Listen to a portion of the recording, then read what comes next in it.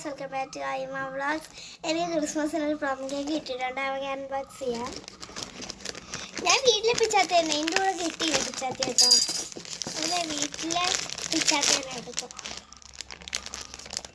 ഞാൻ ക്രിസ്മസിനാണെങ്കിൽ ഇപ്പോഴാണ് plum cake മുറിക്കുന്നത്. നമുക്ക് മുറിക്കാം ഗൈസ്. കട്ടി കണ്ടല്ലോ, ഫ്രിഡ്ജ് വെച്ചോണ്ട്